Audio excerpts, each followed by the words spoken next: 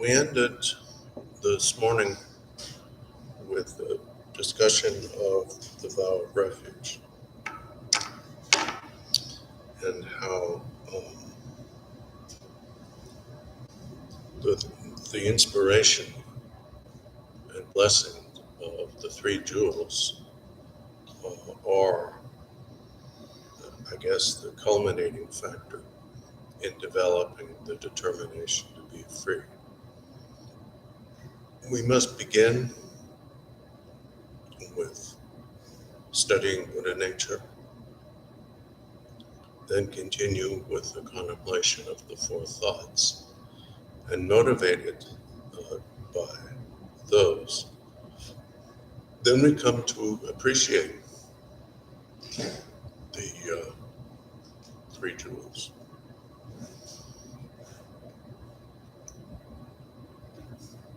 For reasons I mentioned this morning, the vow of refuge brings us into, you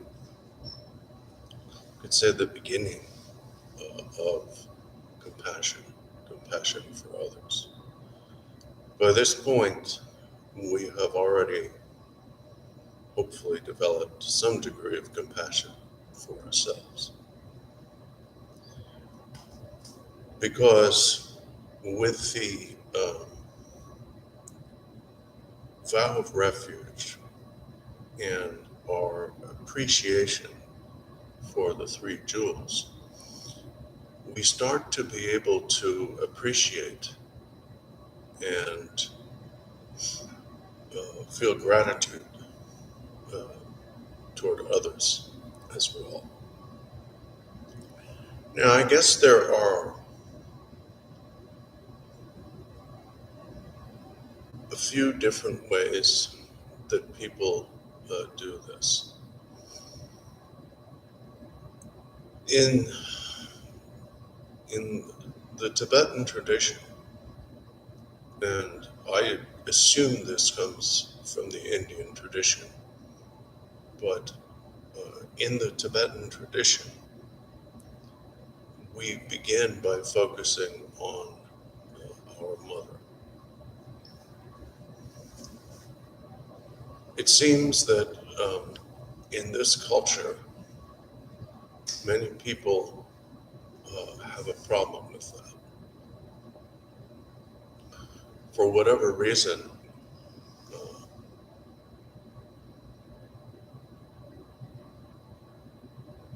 many of us harbor resentments,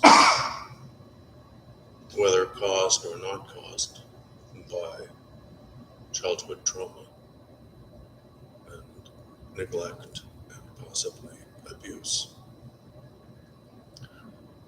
So it's not absolutely required that the person you start to focus on be your mother in this life.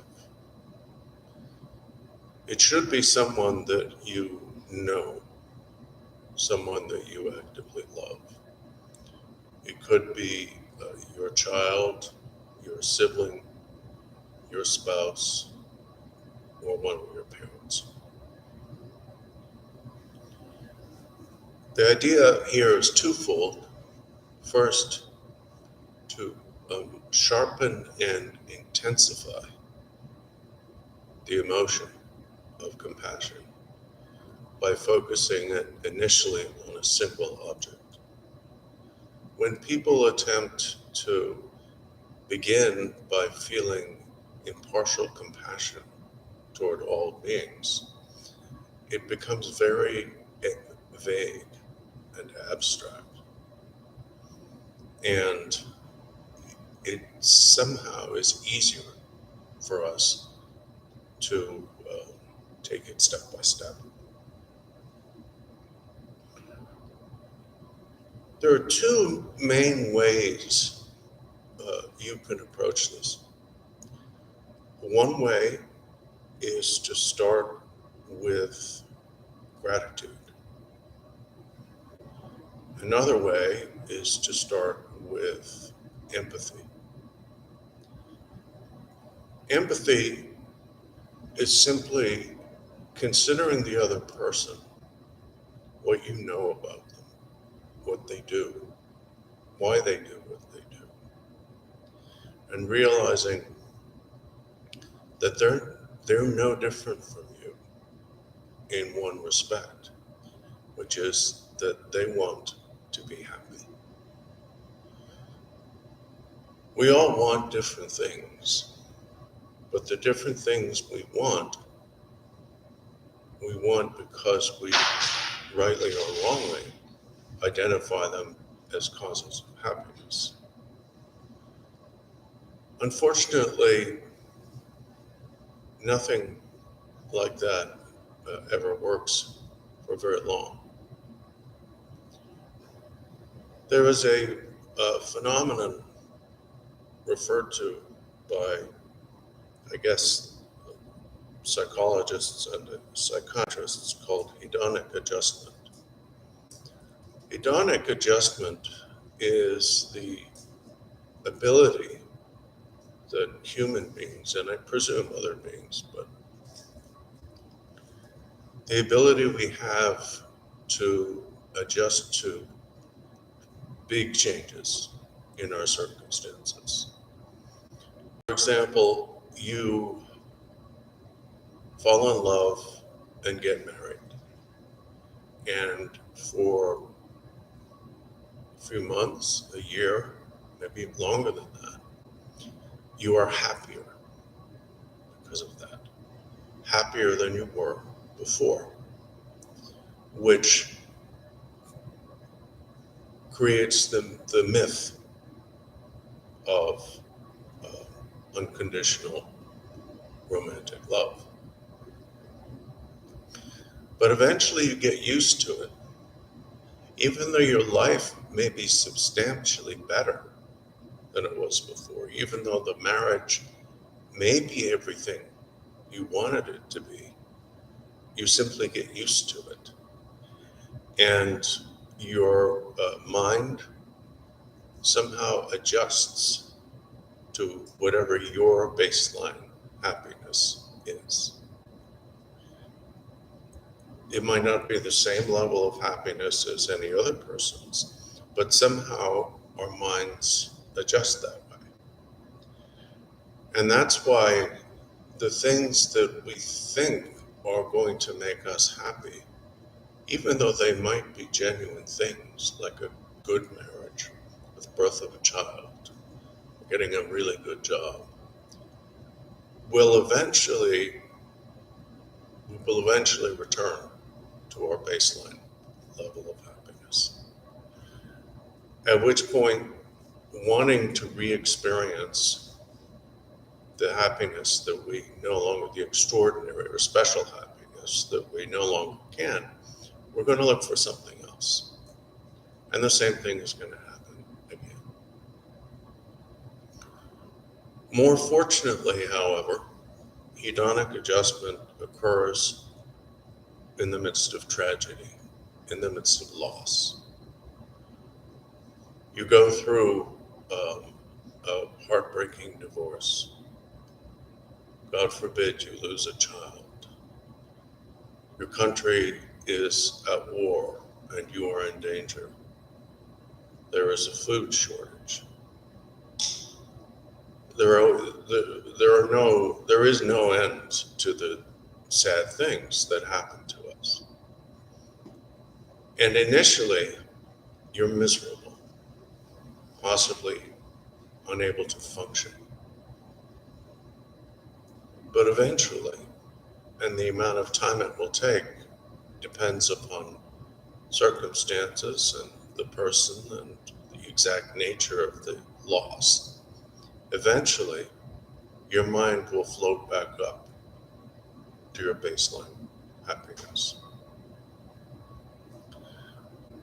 And that's the reason why the things that cause us suffering in the short run are not the true causes of lasting suffering. Once you understand that that is how we are, then you can begin to empathize with others. Because if you are that way, they are also that way. If you can never achieve lasting happiness, through transitory circumstances. If you cannot be totally destroyed by loss and grief, that is true of them as well. So it makes you want, it shows you both your own, what you really want. What you really want is happiness. The things we think will make us happy will only do so temporarily. So what you really want is a happiness that cannot be achieved by outer circumstances, that cannot be achieved by success, wealth, fame, a great marriage, anything. Once you realize that that's what you truly want, then your empathy for others, at this point focused on one other person, becomes much sharper, much more intense. Because otherwise your empathy is sporadic. You might empathize with them when they experience loss, but when they're no longer bereaved, you might stop empathizing with them. When something really good happens to them, you might think they don't deserve my empathy. They're doing better than I am. But that's not true. Temporarily, we all have ups and downs. But in the long run, it's the same thing again and again and again. We look for something to make us happy, and it does for a while, and then it doesn't. We look to escape things that we think will make us unhappy, and if we do escape them, we remain in our baseline. If we don't escape them, then we mourn, we grieve, but eventually we return to our baseline. So the one way of focusing on this person, your mother or whomever, is to imagine them in front of you and think of them and think about what you know about what they do, what they did if the person is deceased, what they did. And you'll have some idea, if you know them well enough, of why they did what they did. And if you pursue their actions, if you pursue their behavior back to its motivation, you find it can all be reduced, regardless of how horrible they were or how wonderful. It can all be reduced to the search for happiness. And in most cases, as we've seen, because of hedonic adjustment, it's a fruitless search. It's a temporary measure at best. So that's one way, empathy. And the empathy is something that you can practice really immediately for any being you encounter. You know, people will say things like, well, fish couldn't have feelings because they don't have the kind of brain, or you know, wasps couldn't have feelings because if they didn't have feelings, they wouldn't do anything. We do whatever it is we do because we want to be happy. If animals are hungry, they will search out the food or prey that they consume. And temporarily, they'll feel better because they'll have a full belly. So you can empathize with others quite easily. And that's therefore why it's often the first step presented. Another way to approach this, and this is typically done if you are comfortable focusing on your mother as the initial object, is gratitude. And this involves imagining your mother as vividly as possible and trying to bring to mind everything she did for you, all the sacrifices that she made for you, all the times when she put your interests ahead of hers. And that produces gratitude. Gratitude brings appreciation. When you are sufficiently grateful to someone, you appreciate them. You appreciate their continued or past existence. You value them. And when you get to the point where your valuation, your appreciation of, in this case, your mother, but it could be anyone else, becomes intense enough, then you will desperately want them to be happy and have causes of happiness, true causes of happiness. And that's love. Wanting someone, anyone or multiple beings, to be happy and to have causes of happiness is how Buddhism defines love. Compassion is the flip side of the same coin. If you want someone to be happy, you don't want them to suffer. You don't want them to be miserable. You don't want them to engage in or encounter conditions that will bring suffering. So the level of what we could call social empathy that we cultivate by taking refuge in the Sangha enables us to really consider the effects others have had on us. And that produces gratitude, appreciation, empathy, love, and compassion.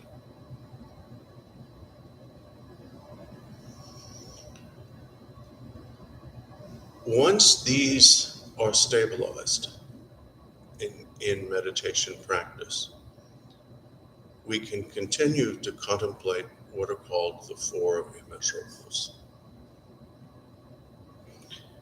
Now, there are two traditions within Tibetan Buddhism, and I assume also in others, about the order in which these should be practiced.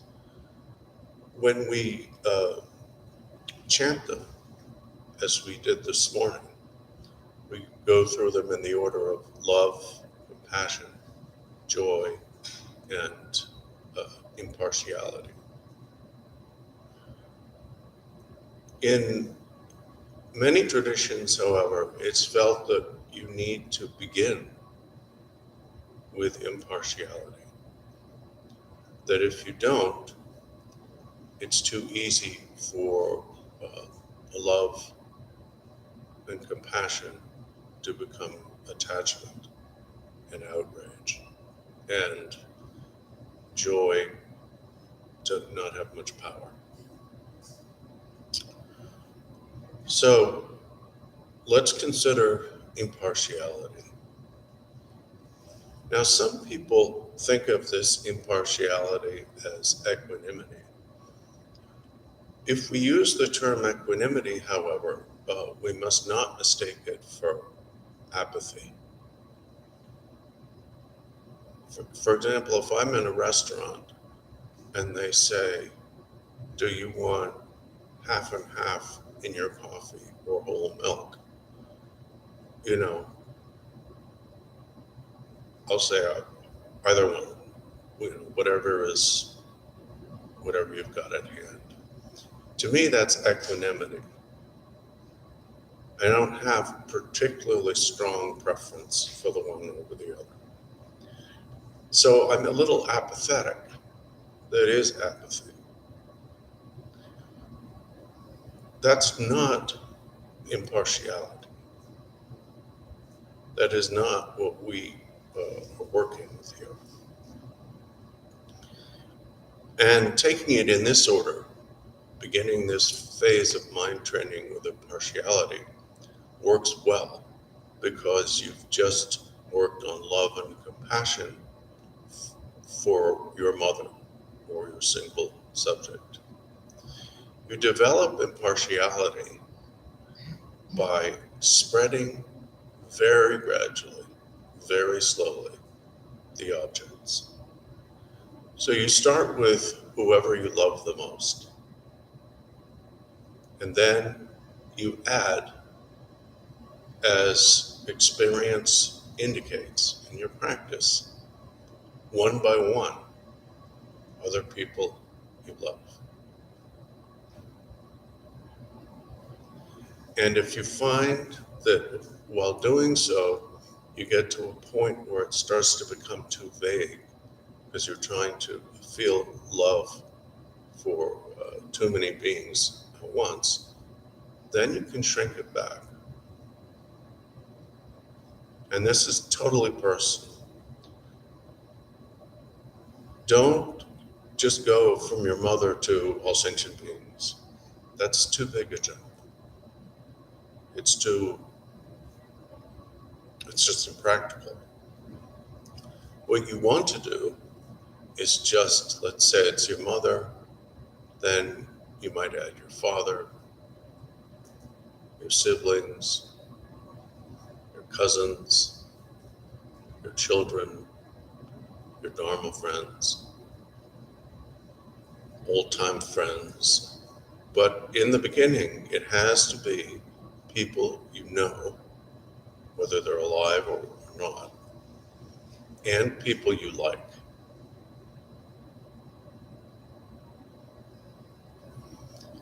When you can feel as intense love and compassion for those people as you can for your initial chosen object, your mother, then you start to include people you don't like. These don't have to be people you know, although usually we can find some. They can be figures in the news, people who do bad things, whatever. And start to feel that same love and compassion based on empathy for them. And again, don't extend it too quickly. Add a few. And keep on adding day after day, as long as the intensity of the emotion does not diminish. So in this way, you are cultivating love and compassion for the purpose of developing equanimity, impartiality. Finally, after doing this for quite a while, you can add all the beings you don't know. It is easier to love your enemies than it is to love those you don't know. Because apathy is very strong, well, can be a very strong emotion. And we can keep apathy up longer than we can keep anger up. We can harbor recurring resentments and hatreds, but we're not feeling them every moment. But we do feel a dullness whenever we try to think of those we don't know. If I try to think of all the billions and trillions of beings throughout the universe, whom I don't know, I don't have no idea what they look like, no idea who they are, what they do, I get a blank. So that has to be done very, very slowly and gradually. So at this point, you have developed equanimity, or excuse me, impartiality, real impartiality. Then you go back to love, but this time you focus it on all those beings. And without losing the scope and the impartiality, you try to intensify it even more. Return again to your own feelings and how much you want to be happy. And imagine that they all feel the same way, because they do. Once that's stabilized, then you can move on to compassion. And think about how bad you can feel, how much physical and mental pain you can remember experiencing.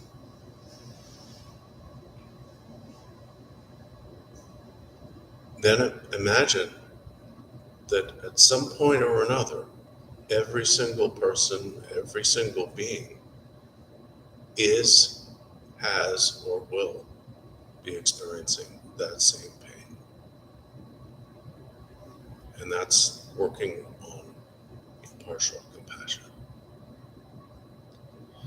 And finally, we come to joy.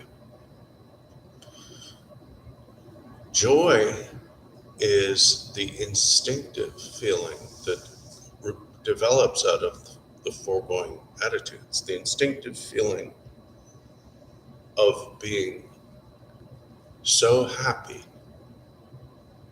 when anything good happens to anyone else. So happy when you see that other people are happy. So happy at the prospect of what Buddhas and Bodhisattvas experience. So happy that you don't become a doormat, because you are a sentient being too. But your happiness becomes more and more dependent upon the happiness of others. Now, in continuing this practice, once you've developed some stability in all four immeasurables, you can apply them as needed, as remedies for the others if they got off track. If love starts to become attachment, then return to impartiality. If compassion starts to become a state of outrage and sadness and panic, then return to joy. And if joy starts to become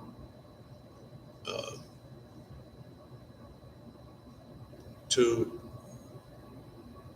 light, too kind of fruitcakey, then return to compassion and the sufferings of others.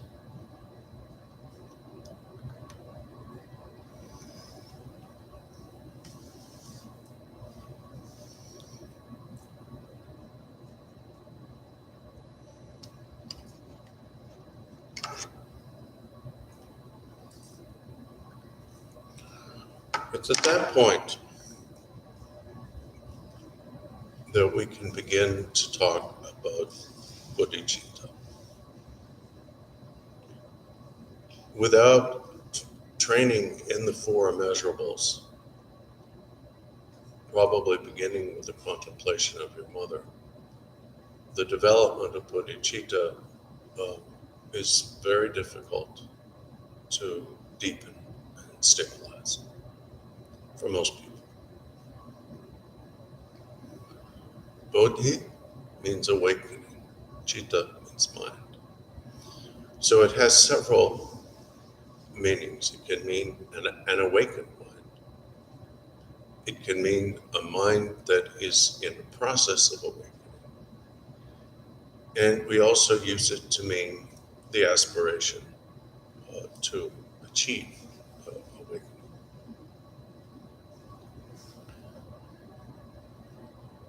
The first step in cultivating bodhicitta formally is when, ideally well prepared by meditating on the four immeasurables and all that stuff, you take the bodhisattva vow.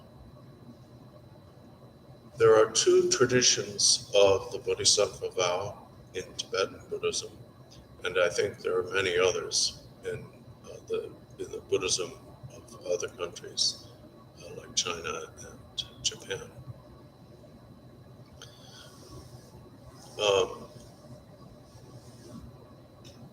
I'm going to talk about what's called the lineage of the profound view, simply because it's the one that tends to be given when the bodhisattva vow is given. It's the one that tends to be given here.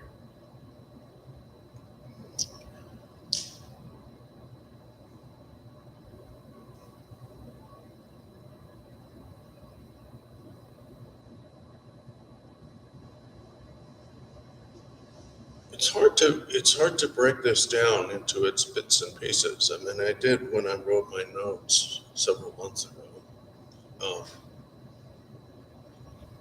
because each thing that needs to be said about bodhicitta kind of dovetails with other things. But the first thing that bodhicitta is experienced as is an aspiration. The aspiration to achieve, perfect Buddhahood in order to bring others to Buddhahood. The logic behind that aspiration is that only a perfect Buddha can guide other beings to perfect Buddhahood. When we phrase that aspiration in that way, it's called king-like bodhicitta. If a king wants to protect his country, he first has to make sure that his position on his throne is secure. He's not going to be able to protect his subjects if he's exiled or dethroned. There's another form of aspiration, bodhicitta, which is called captain-like bodhicitta. When a captain transports their passengers, the captain and the passengers reach the destination, the other shore of the lake or ocean, at the same time. So when you make that aspiration is, may I and all beings achieve Buddhahood simultaneously. Now, it's interesting that sounds less practical, like less of a plan. But somehow, we're told,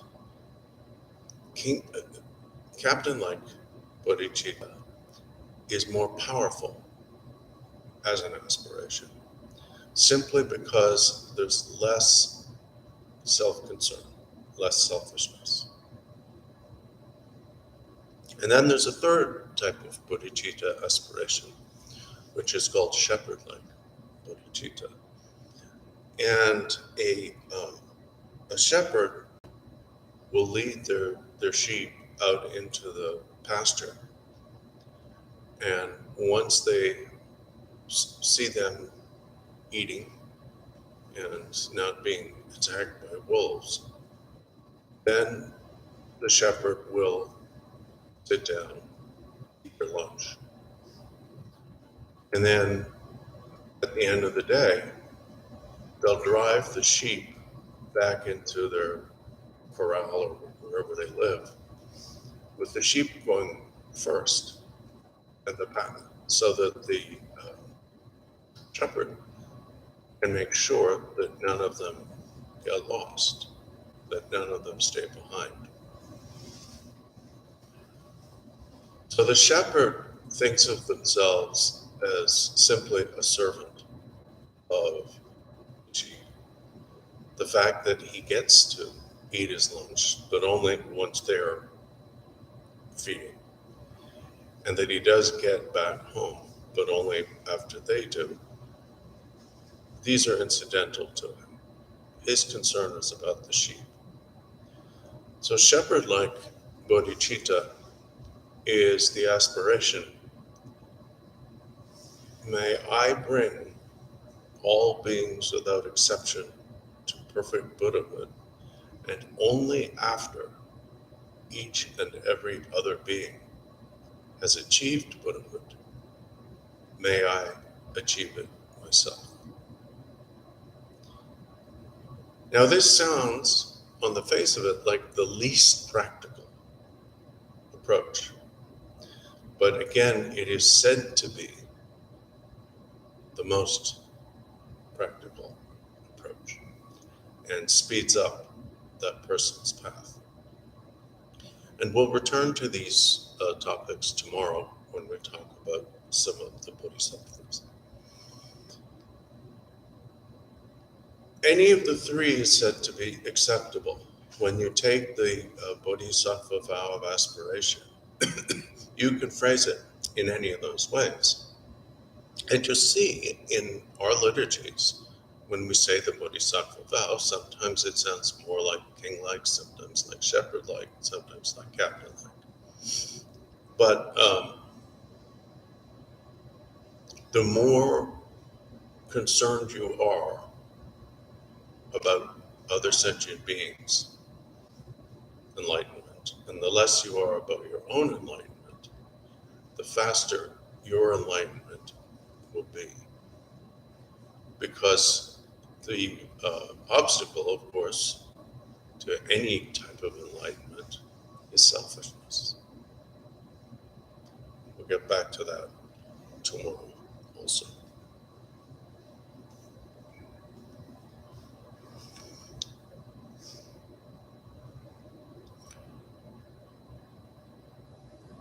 In the tradition of the Bodhisattva vow of the profound view,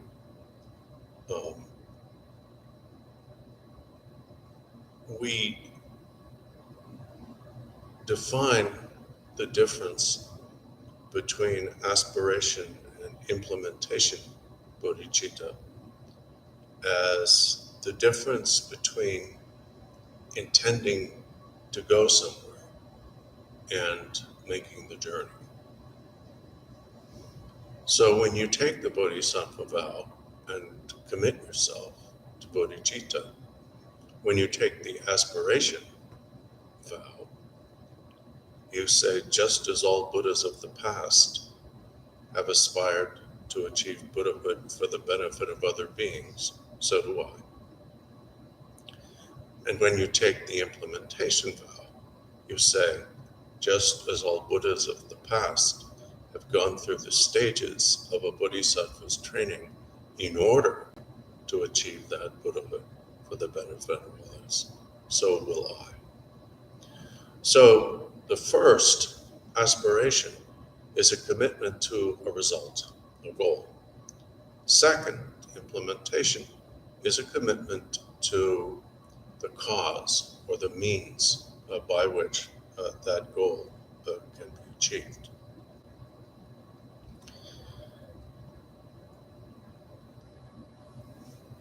The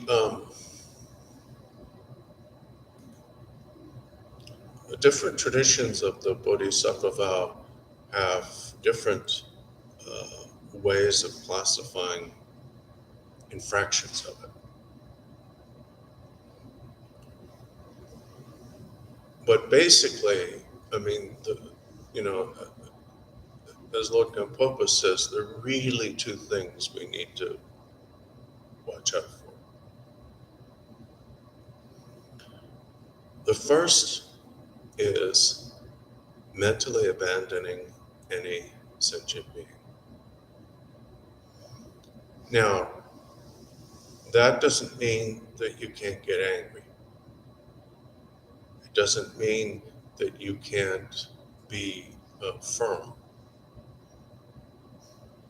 What it means is you can't ever think to yourself, let alone say, no matter what happens, I will never help you achieve awakening. In other words, if you exclude someone for any reason from your bodhicitta aspiration, you have lost the vow. And it must be retaken, not necessarily in front of a teacher, but preferably in front of an image within 4 hours. The other thing that we really have to watch out for, and of course there are loads of other things mentioned too, but these are the two that really. The other one is simply to give up on bodhicitta. To think, oh, this will take so many lifetimes and involve so much difficulty and so much self-sacrifice on my part, life after life. I think I would rather just become an arhat.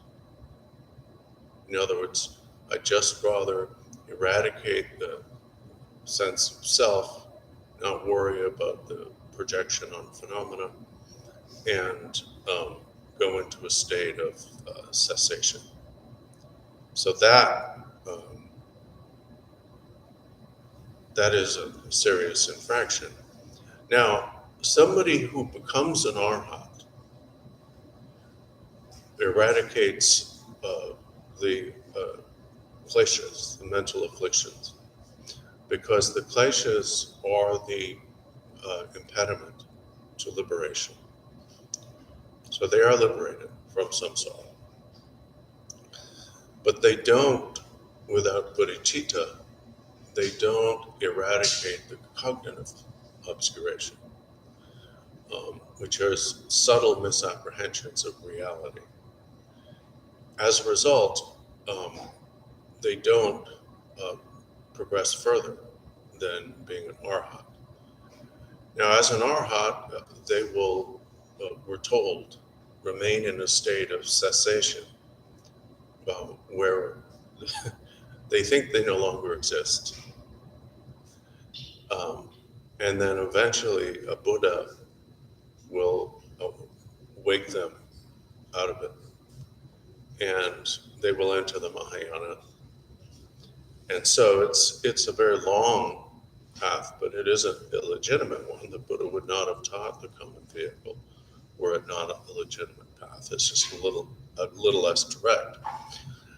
But if someone who has taken the Bodhisattva vow gives up on it and wants to become an arhat, they won't. They won't. I don't know exactly what happens to them, but I don't want to find out. So understand that when you take the Bodhisattva vow, it is serious and something that we need to to keep in mind. And we engage in minor infractions of it constantly. Another thing that we need to keep in mind about the commitments of aspiration and implementation bodhicitta, and tomorrow we'll get to the actual training. We're talking about clearing the rubble away. We're not building the building yet. Another aspect, or another thing that we need to understand is that we cannot allow ourselves to judge anyone who has taken the Bodhisattva vow. And this is very, very hard because we work together as a Sangha, we lose our tempers, we might get lazy and try to trick somebody else into doing something that was our responsibility to do. We mirror one another, we project our faults onto others. I mean, I can see myself doing this.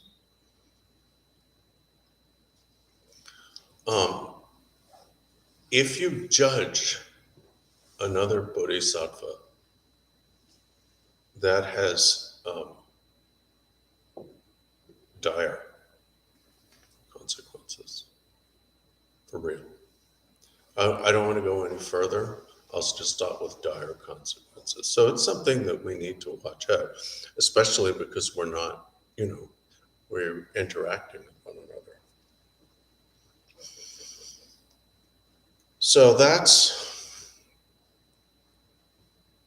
the cultivation of compassion through empathy, gratitude, appreciation, love, and compassion, and then turning to the four immeasurables, starting with impartiality, then further strengthening love, compassion, and joy, and then finally learning how to mix them up if they need to, adjust one another.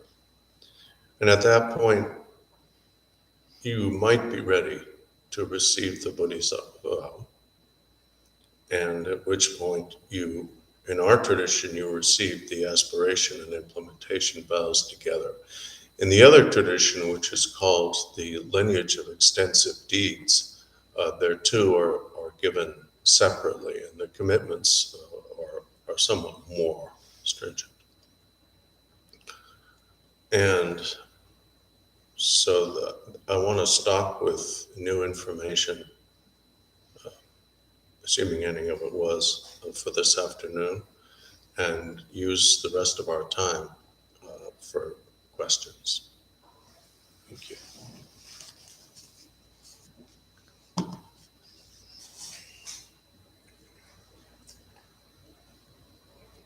I have heard bodhicitta translated as awakened heart as well as awakened mind.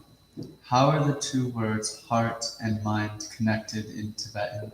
Is awakened heart an accurate translation?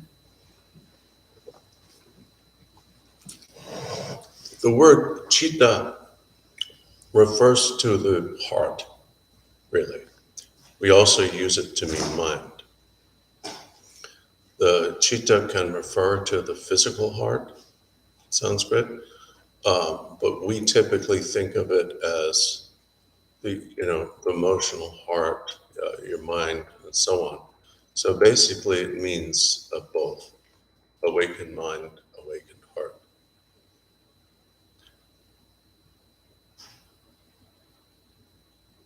In Tibetan, it's Gyamtso Sem, so it makes it clear that it's talking about the mind. Sem can mean the mind in general or the thinking mind. So you sometimes have to think about it as both.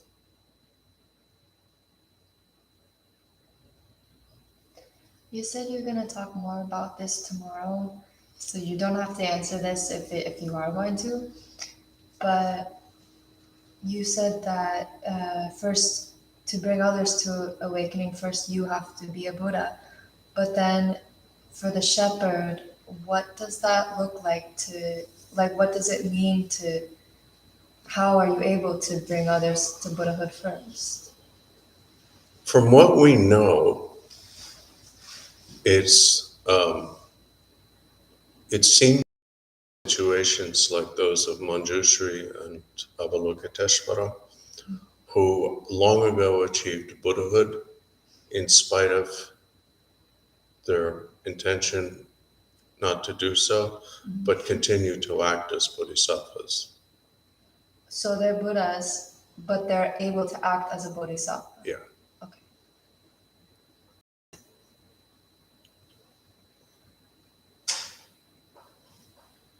Yes. So I wanted to ask about bodhicitta. So I know that from what I've read, of course, the best thing is to teach someone and kind of bring the Dharma to them. But for people who are not about Dharma at all, they never want to, what would be then the most helpful? Maybe the very basic teachings like suffering and happiness and passion. Would that be sort of the pinnacle for the best thing you can do for that?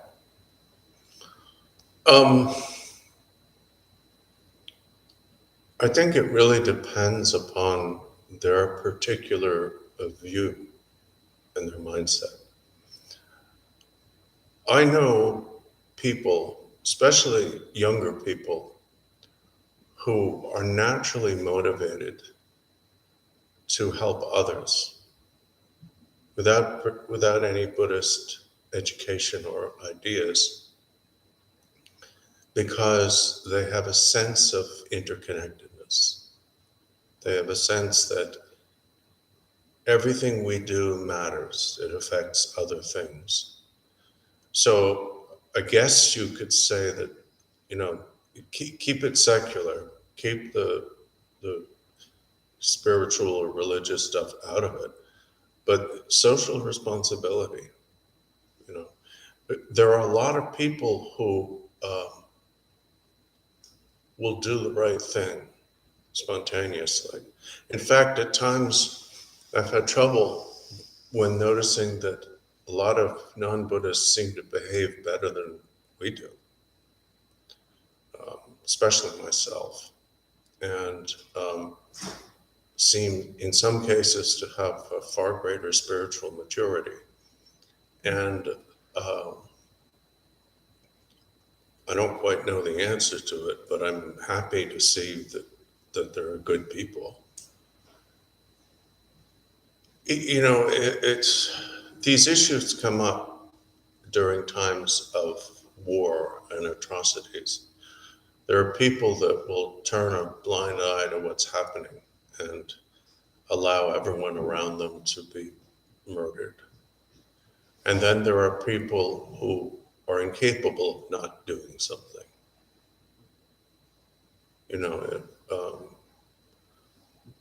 And why the one group could turn the blind eye and the other group didn't, I don't know. Maybe something about the society, something about and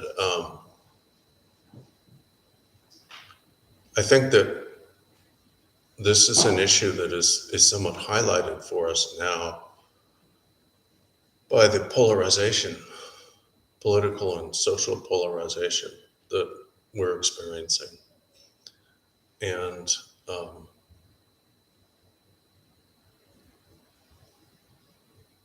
so you can't really preach to people too much because they don't want to be preached to. And so I guess the general rule would be, if they ask you a question, answer the question, but don't provide information that they did not request.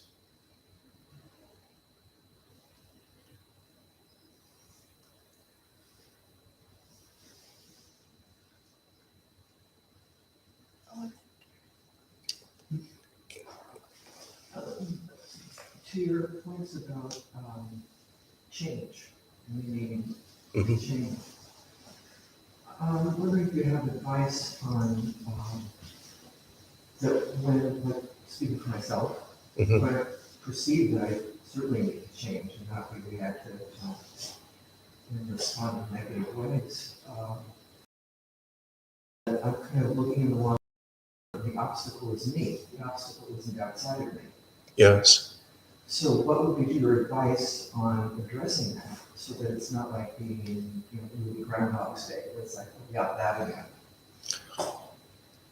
I think, first of all, the insight that we are our only enemy, that we're mirroring and projecting, is a very powerful one if you take it to heart.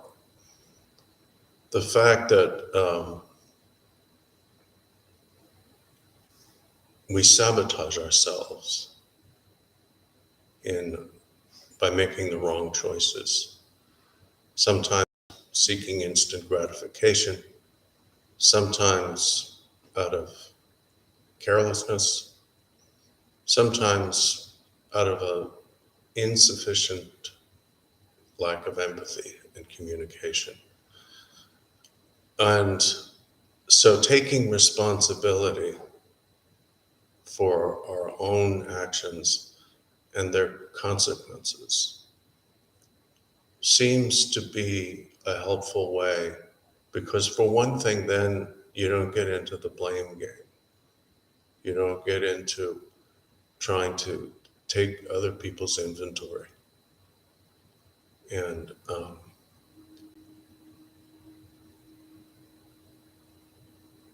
we all probably have some narcissistic elements in our personality. Um, and so we can have a reaction to feel that we're the victim in any personal interchange that doesn't go well. And I think the best way to transcend that is to look in that mirror, look carefully and see ourselves. There's an exercise that is not, Shantideva hints at it, it's another form of exchanging oneself for others, and I find it I find it more effective just for me than the practice of Tonglen, because the practice of Tonglen, I get mixed up with the rhythm of my breathing and then colors and things like that, and it's a little complicated for me. This practice is very simple, and when Bardor Rinpoche was teaching Shantideva KTD many years ago, I believe this would have been 2006. I believe it was at least written between the lines, and maybe Khenpo Kunpa pulled it out. But if you're having a problem with someone, and you're having trouble not taking their inventory, not blaming them, imagine yourself as that person, with that person as you standing in front of you, and look them in the eyes.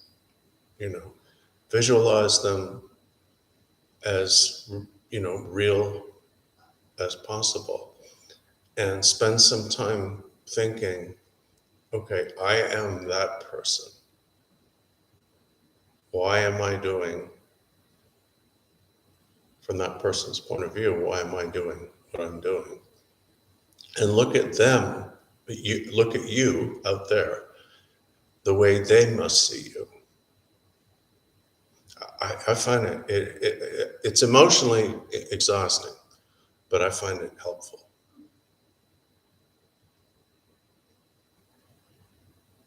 Yes. Um, I think I have a difficulty knowing when we talk about happiness in Buddhism. I have a difficulty understanding or trusting whether I know what that means. Mm. So when you talked earlier about that kind of adjustment to baseline, and then you talked earlier about in the beginning where we get complacent, like someone tells us, well, in 100 years this is going to. Uh-huh. It leads me to believe that I don't feel I have the faculties or the ability to discern what happiness is in all of its forms, whether it can be simple or complex. So, and I also have the notion or feeling that I distrust my own ego, that it's always seeking something that is temporary because it's trying to, or it's habitual, or it thinks that, it's going to be a big payoff. So that when I think about in the teachings and in the liturgy about the word happiness, I doubt whether I truly know what happiness is.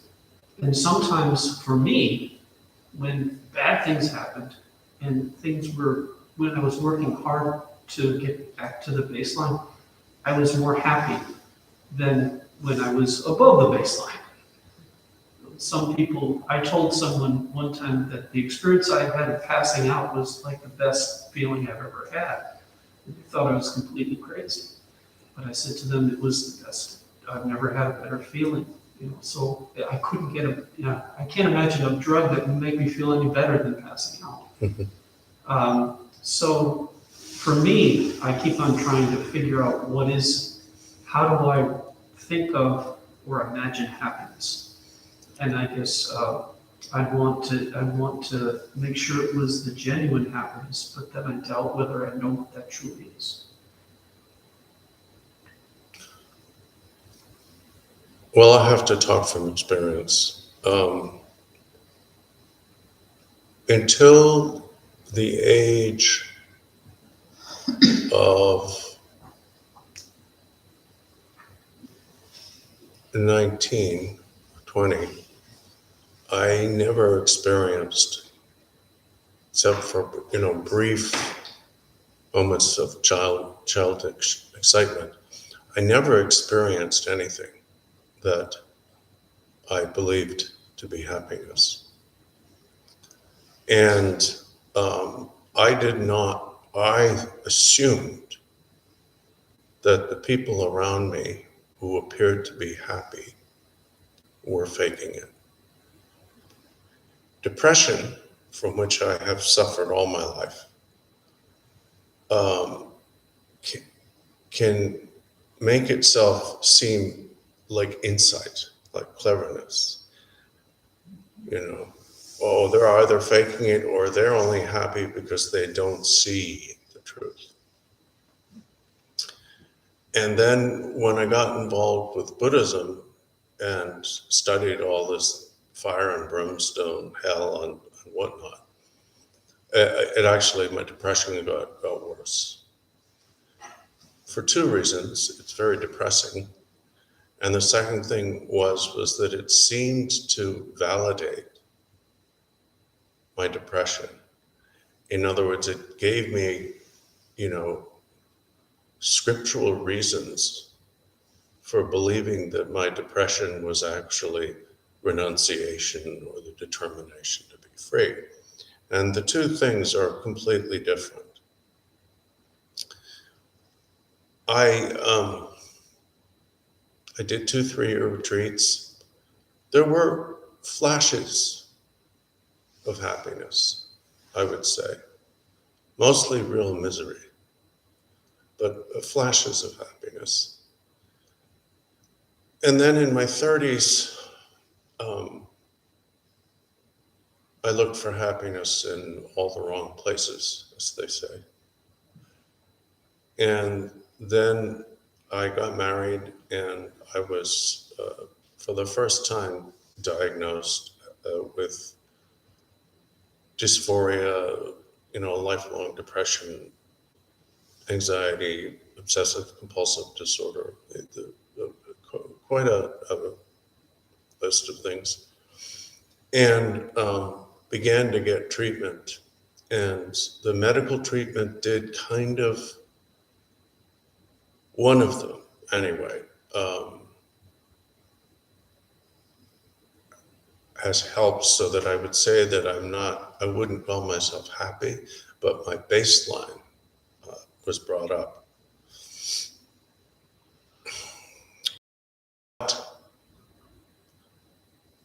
Circumstances can still cause me to completely lose my shit. You know, I mean, I'm not suicidal. I'm not going to kill myself, but I did call a suicide hotline a couple of weeks ago. And after a Facebook post I put out, somebody called the Red Hook Police Department on me.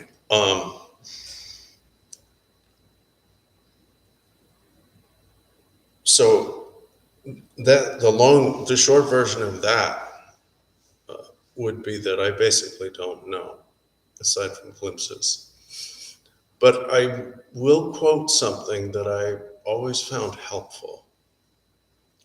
It's in the addendum part to the book, The Great Path of Awakening, or the Direct Path, or whatever it's called. And it's one, I forget who was being quoted here, but the teacher quoted says, all the happiness that there is in the world comes from desiring the happiness of others. And all the misery there is in the world comes from desiring your own happiness. So I think that probably when you experienced mishaps and fell unconscious, you gave up hope of happiness. And because you weren't hoping for happiness, you weren't tormented by your lack of happiness.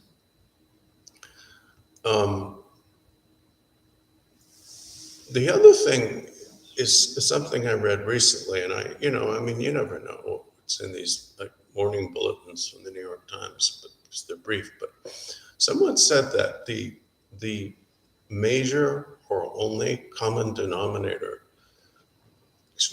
in the level of people's baseline happiness is gratitude. That the more grateful people are, the happier they are. All of the things considered. So that's all I know. I appreciate it. Thank you very much.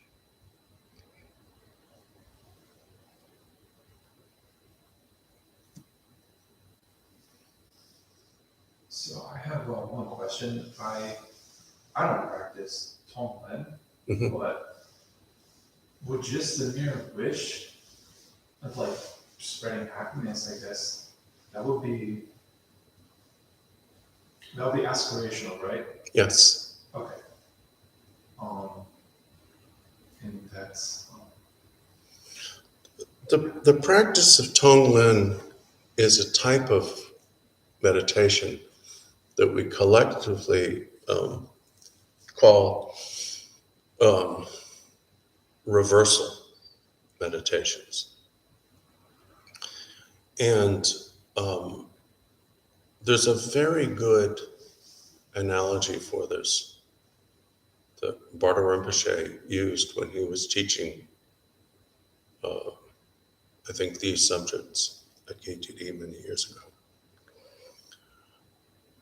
And it's something that would have been practical for me to know when I was a kid, but I didn't figure it out. Nobody told me, so I would do it.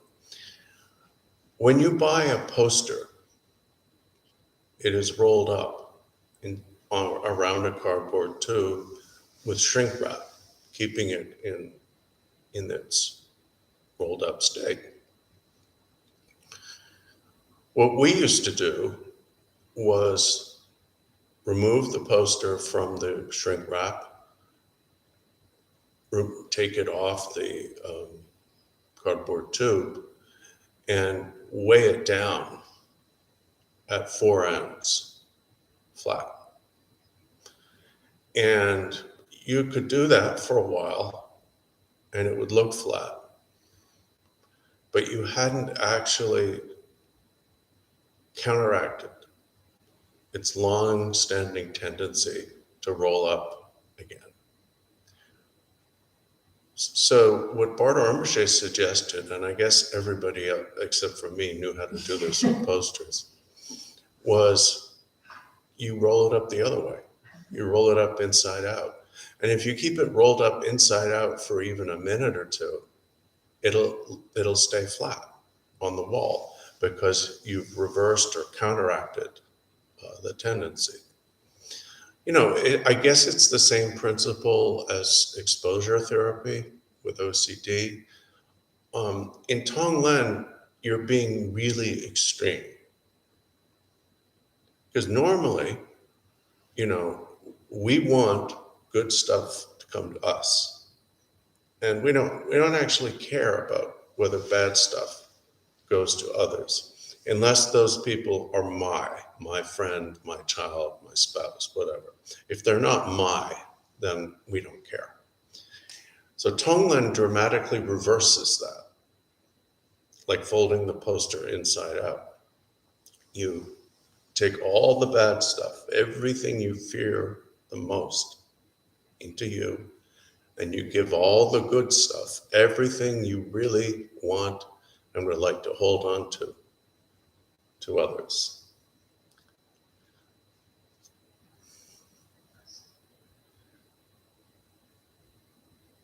To follow up on that, I don't know if this is like magical thinking, but like hoping that sometime like they get happy or whatever, like, is that like skillful means? No? Well, the answer that most lamas have given when I've been there is, for most of us, it's mostly just going to train our minds and make and affect others indirectly, because we'll be nicer, we'll be less of a jerk. They also, however, caution that statement by saying that there are cases of great masters who can actually do it. In other words, who could actually take an illness or pain out of someone and give them wellness. And a third thing they say is, if you believe that all you're doing is training your mind and it couldn't really happen, you're not bringing up any fear. There has to be a little bit of fear, a little bit of a pinch. You have to think, yeah, maybe I could catch all their diseases. You won't, but you have to think, maybe, you know. And otherwise, it's just kind of a cartoon. You know, it's like when you practice Chu. You know, most people who practice Chu are not eviscerated and consumed. You know, they come here, they practice Chu, they sing, they bang around and stuff, and then they go home. But it could happen. It could happen. And you have to be willing to take that risk. You know, it probably won't, but there are stories. Oh, definitely.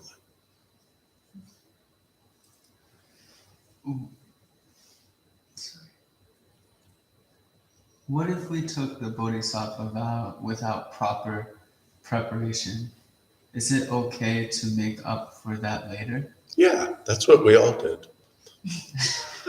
Yeah, none of us knew any of this stuff when we first took it. Some Lama came to town and gave the Bodhisattva vow, so we said, yeah, you know, and then that's why we retake these vows every day, because our understanding of them and our commitment to them grows. That's why we recite the Bodhisattva vow in some form at the beginning of every sadhana. You know, this is the theoretically ideal progress. In other words, very gradual, step by step. But in reality, it's always a little bit haphazard.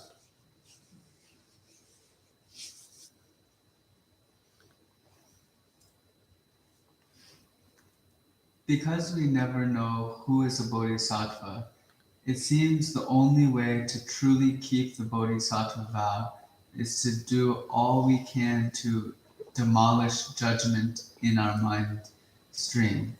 Is this so? By judgment, I mean judgment of others. Kalu Rinpoche, the previous Kalu Rinpoche, once said, and I guess this is a standard expression, you will never know who is a Buddha and who is a thief. So treat everyone with courtesy and respect, and always lock your doors.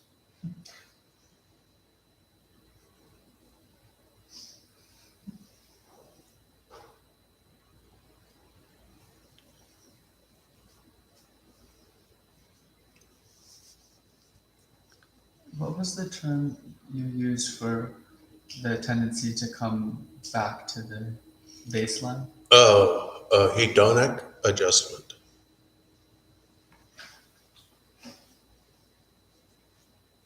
Like hedonism?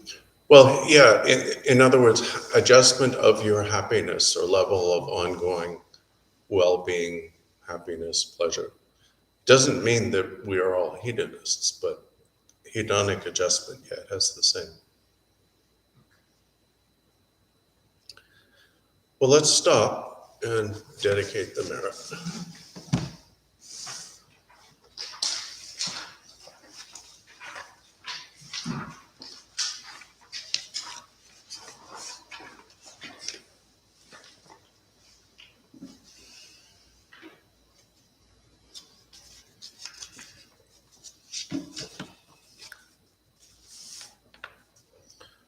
Sunam de tam je zekanye tome nye pe ham je yana je gandramaya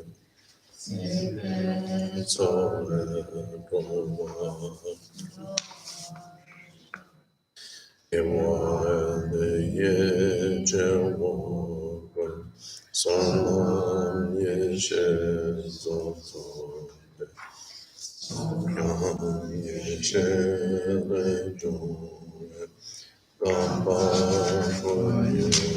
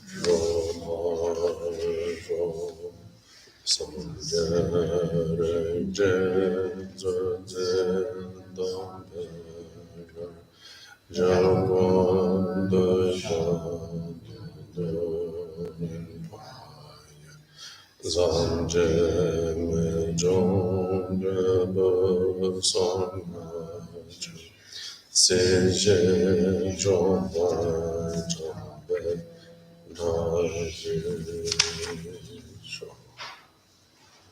Thank you. Thank you. Thank you.